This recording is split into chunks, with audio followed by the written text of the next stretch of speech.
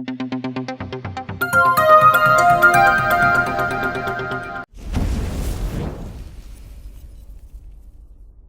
And welcome back to our channel pharmacy India.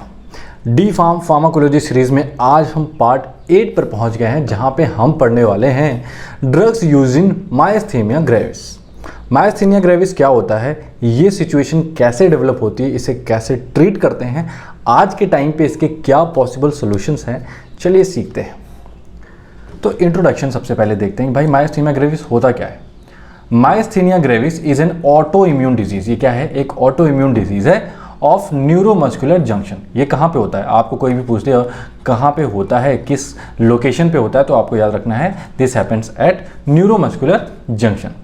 It is characterized by variable weakness in skeletal muscle, ocular, bulbar, limb and respiratory. तो ये क्या cause करता है, basically weakness cause करता है। कहाँ पे, हमारे स्केलेटल मसल्स में। स्केलेटल मसल्स में भी कहाँ हमारी ocular, bulbar, limb and respiratory. अब इसकी वजह से हमको कैसे सिम्टम्स मिलते हैं, फैटीग मिलता है, वीकनेस मिलता है, muscle weakness that fluctuates the rest of the body. इसकी वजह से कई बार जो हमारे बॉडी में अलग अलग जगह स्वेलिंग भी देखने को मिलती है। Second, selectively वर्बनैलिटी।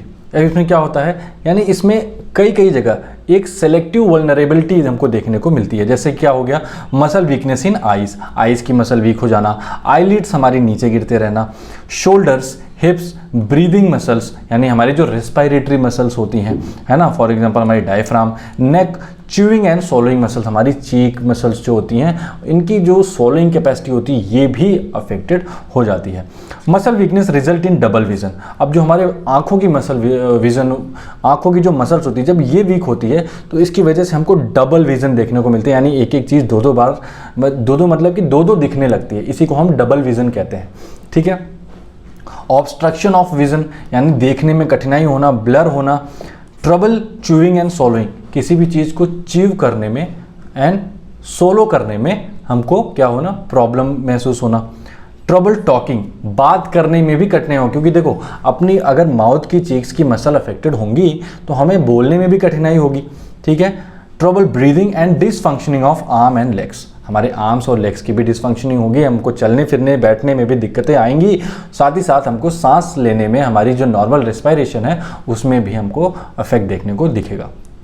अब ये कब होता है, एज क्या है इसकी, वुमेन्स में 40 साल के बाद हमको ये देखने को मिलता है, एंड मेंस में 50 साल के बाद। बेसिकली वुमेन्स में हम 40 ईयर्स के बाद देखते हैं, मेंस में क्या करते हैं 50 ईयर्स के बाद।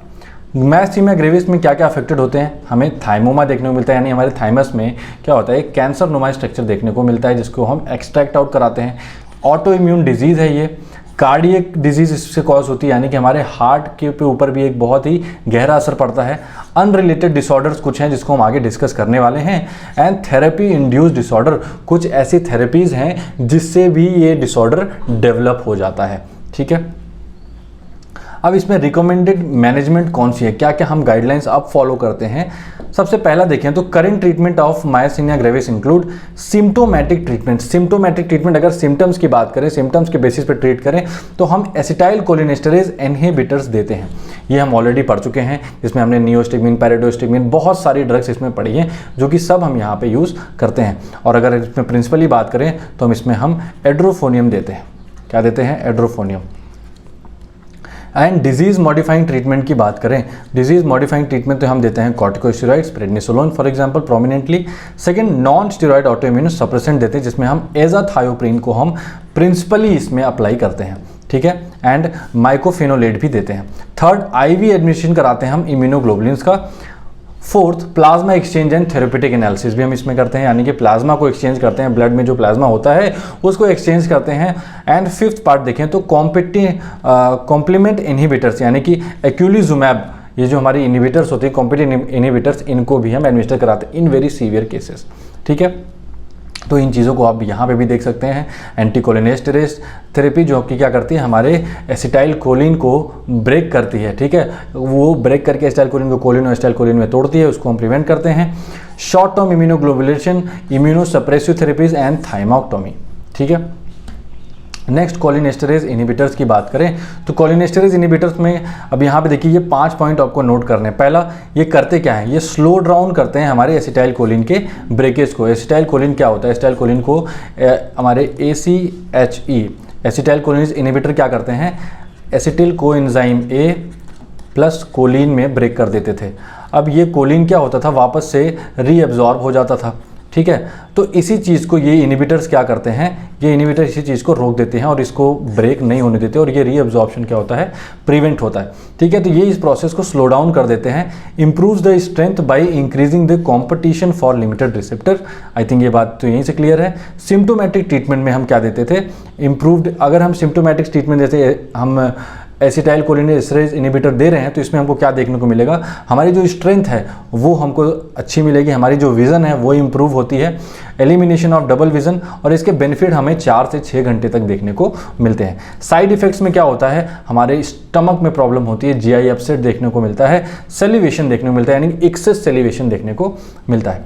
If the medication is successful can consider treating the side effects with glycopyrrolate. Glycopyrrolate हमारी क्या हमने पढ़ा था, ये हमारी प्री एनेस्थेटिक मेडिकेशन है, प्री एनेस्थेटिक मेडिकेशन है जिसको हम यूज़ करते हैं। तो अगर ये हमको जो हमारे एसिटाइल कोलिनेस्टरेज इनहिबिटर हैं, अगर हम इनको क्या करते हैं, अगर ये हम ट्रीटमेंट सक्सेसफुल होता है, तो सक्सेसफुल जब होता है तो हम फिर इनके साइड इफेक्ट्स को ग्लाइकोपाइरोलेट से ट्रीट करते हैं, ठीक है। 5 पॉइंट्स आई होप आपको क्लियर होंगे। इसी के साथ ये छोटा सा पार्ट हम अपने फार्माकोलॉजी का कवर कर चुके हैं। आई होप आपको समझ में आया होगा। नहीं समझ में आया तो नीचे कमेंट करें, हम इसको दोबारा से इसके डाउट सेशन भी लेने वाले हैं। तो आई होप आप लोग इस पूरे सेशन को एंजॉय कर रहे हैं, पढ़ रहे हैं, इसकी नोट्स बना रहे हैं और ये आपके एग्ज़ाम में बहुत काम आने वाला है। Thank you very much.